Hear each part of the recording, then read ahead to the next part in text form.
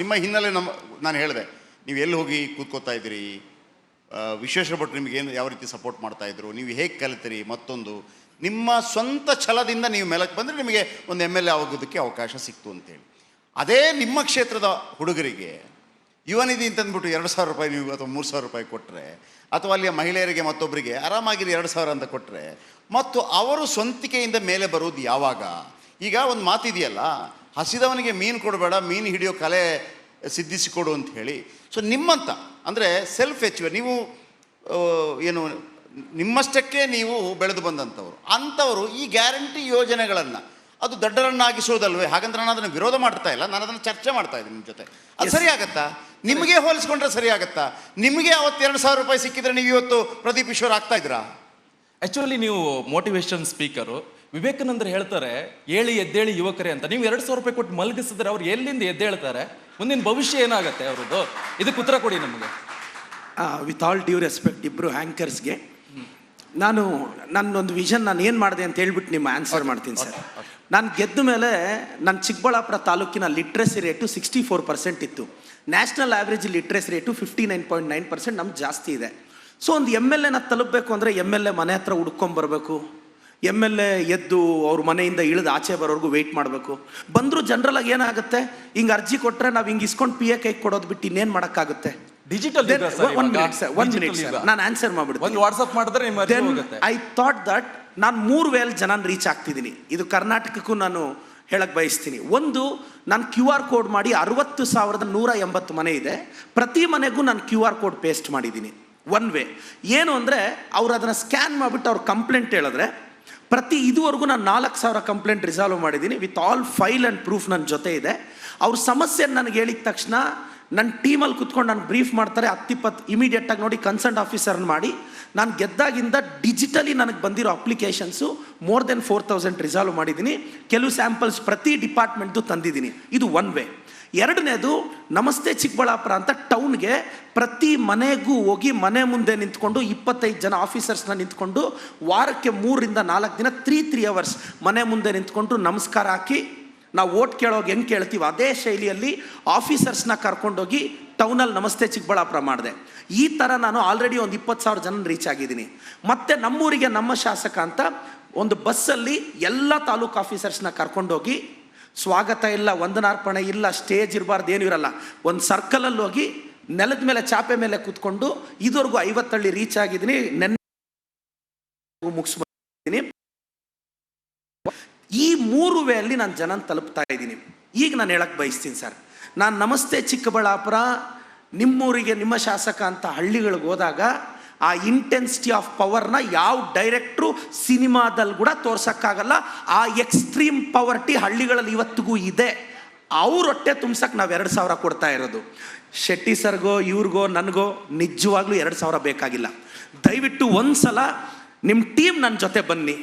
ಆ ಸಂಧಿಗಳಲ್ಲಿ ಮನೆಗಳ ಹತ್ರ ಸರ್, ಒಂದು 10 kg ಅಕ್ಕಿ ಸಿಕ್ಕಿ ಮನೆಯಲ್ಲಿ ಅಪ್ಪಗೆ ಅನಾರೋಗ್ಯ, ಅಮ್ಮಗೆ ಅನಾರೋಗ್ಯ, ಅಡುಗೆ ಮಾಡೋರೆಲ್ಲ ನಾವು ಕೊಡೋ ಅಕ್ಕಿಯಲ್ಲಿ 2,000 ರೂಪಾಯಲ್ಲಿ ಎಷ್ಟೋ ಜನ ಜೀವನ ಕಟ್ಕೊಂಡಿದ್ದಾರೆ. ನಾನು ಚಿಕ್ಕಬಳ್ಳಾಪುರ ಆ ಭಾಗದಲ್ಲಿ ಸುತ್ತಿದ್ದೀನಿ. ಒಂದು ಹೇಳ್ತೀನಿ, ಅಲ್ಲಿ ಫ್ಲೋರೈಡ್ ವಾಟರ್ನ ಬಹಳ ದೊಡ್ಡ ಸಮಸ್ಯೆ. ಕೆಲವು ಜಾಗಗಳಲ್ಲಿ ನಾನು ಹೋದ ಸಂದರ್ಭದಲ್ಲಿ 30 ವರ್ಷದವರು ಕೂಡ ಮುದುಕರಾಗ್ಬಿಟ್ಟಿದ್ದಾರೆ. ಕಾಲು ಬೆಂಡೆ ಆಗಿರುತ್ತೆ, ಹಲ್ಲು ಕಲರ್ ಆಗಿರುತ್ತೆ, ಶುದ್ಧ ಕುಡಿಯುವ ನೀರಿಲ್ಲ. ಅಲ್ಲಿ ಆ ಭಾಗದಲ್ಲಿ ಪ್ರವಾಸೋದ್ಯಮ ಕೂಡ ಬೆಳೀತಾ ಇದೆ. ಅದರ ಬಗ್ಗೆ ಯಾರೂ ಇಲ್ಲಿ ತನಕ ಆಲೋಚನೆ ಮಾಡಿಲ್ಲ. ಈಗ HN ವ್ಯಾಲಿ ಸಮಥಿಂಗ್ ಏನೋ ಒಂದು ಬರ್ತಾ ಇದೆ, ಅದ್ರದ್ದು ಬಿಟ್ಟರೆ ಅದರ ಬಗ್ಗೆ ಒಂದು ಕನಸು ಕಾಣೋರು ಯಾರು? ಈಗಿನ ಯಂಗ್ ಜನ್ರೇಷನ್ ಆದರೂ ಕಾಣಬೇಕಲ್ಲ, ನೆಕ್ಸ್ಟ್ ನಮ್ಮ ಮಕ್ಕಳಿಗಾದರೂ ಒಳ್ಳೆ ನೀರು ಸಿಗಬೇಕು ಅಂತೇಳಿ ಯಾರೂ ಇಲ್ಲ ಅಲ್ಲಿ. ಸರ್, ನಾನು 5 ವರ್ಷದಿಂದ ನಾನು ಆಗಿನ ಶಾಸಕರ ವಿರುದ್ಧ ಫೈಟ್ ಮಾಡಿದೆ. ಈ ನೀರಲ್ಲಿ 3ನೇ ಹಂತದ ಫಿಲ್ಟ್ರೇಷನ್ ಆಗಬೇಕು, HN ವ್ಯಾಲಿದು ಮತ್ತು ಫ್ಲೋರೈಡ್ ಸಮಸ್ಯೆ ಬಾಗೇಪಲ್ಲಿಯಲ್ಲಿದೆ ಸರ್, ನನ್ನ ತಾಲೂಕಲ್ಲಿಲ್ಲ. ನಾನು ಫೈಟ್ ಮಾಡಿದೆ. ನನಗೆ ಅವ್ರ ಆಶೀರ್ವಾದದಿಂದ 22 ನಾನು ಕ್ವಶನ್ ಮಾಡಿದ್ದಕ್ಕೆ ಒಂದು 22 FIR ಕೃಪೆ ತೋರಿಸಿದ್ರು. ಎಲ್ಲ ಹೈಕೋರ್ಟಲ್ಲಿ ವೆಕೇಟ್ ಆಯಿತು, ಎಲ್ಲ ಆಯಿತು. ಅಂದರೆ ಸುಮ್ಮನೆ ಅರೇಂಜ್ ಮಾಡೋಕ್ಕೆ ನಮ್ಮಂಥ ವಾಯ್ಸಸ್ನ ಕಿಲ್ ಮಾಡಬೇಕು ಅಂತ, ಅದು ನೆವರ್ ಪಾಸಿಬಲ್. ಅದು ಹಂಗಾಯ್ತು. ಇವತ್ತು ಅದ್ರ ಬಗ್ಗೆ 3ನೇ ಹಂತದ ಶುದ್ಧೀಕರಣಕ್ಕೆ ನಾವು ಸರ್ಕಾರದಲ್ಲಿ ಪ್ರಯತ್ನ ಪಟ್ಟಿದ್ದೀವಿ. 2027ಕ್ಕೆ ಎತ್ತಿನ ಹೊಳೆಯಲ್ಲಿ ನನ್ನ ತಾಲೂಕಿಗೆ ನಿಯರ್ಲಿ 1 TMC ಅಷ್ಟು ವಾಟ್ರು ಬರ್ತಾ ಇದೆ. 2027ಕ್ಕೆ ನನ್ನ ತಾಲೂಕಿಗೆ ಹರಿಯುತ್ತೆ. ವೀರಪ್ಪ ಮೊಯ್ಲಿ ನೆನೆಸ್ಕೋತೀರಿ ಟೈಮಲ್ಲಿ? ಸರ್, ವೀರಪ್ಪ ಮೊಯ್ಲಿ ಸಾಹೇಬ್ರಿಗೆ ಈ ಸಂದರ್ಭದಲ್ಲಿ ಥ್ಯಾಂಕ್ಸ್ ಹೇಳಬೇಕು. ಅವ್ರ ಕನಸು ಸರ್, ಒಬ್ಬ ವಿಷನ್ ಇಟ್ಕೊಂಡು 15-20 ವರ್ಷ. ಸರ್, ನನ್ನ ಭಾಗದ ಜನತೆ, ನಾನು ನಿಜವಾಗ್ಲೂ ಹೇಳ್ತೀನಿ, ಫಸ್ಟ್ ಕ್ರೆಡಿಟ್ ಎತ್ತಿನೊಳಗೆ ವೀರಪ್ಪ ಮೊಯ್ಲಿ ಸಾಹೇಬ್ರಿಗೆ ನಾನು ಕೊಡೋದು.